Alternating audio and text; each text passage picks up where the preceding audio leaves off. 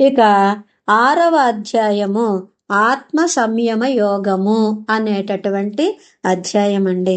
ఆత్మ అంటే మనస్సు, సంయమం అంటే దాన్ని బాగా నిగ్రహించడము, మనస్సుని నిగ్రహించడము, అది ఆత్మ సంయమ యోగము అని చెప్తున్నారు. బాగా అంటే దాన్ని మనసుని బాగా నిగ్రహించడం అన్నారండి.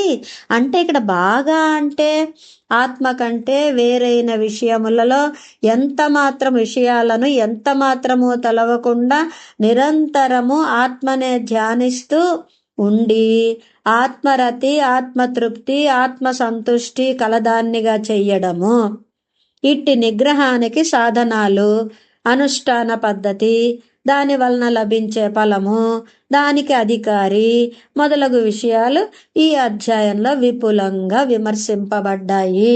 ఈ ఆత్మని ఏ విధంగా నిగ్రహించడము, ఈ పద్ధతులేంటి, ఈ విషయాలేంటి, ఇవన్నీ కూడా ఈ అధ్యాయంలో తెలియజేశారు. కాబట్టి ఈ అధ్యాయాన్ని ఆత్మ సంయమ యోగము అనేటటువంటి పేరుతోటి చెప్పడం జరిగింది అని చెప్తున్నారు.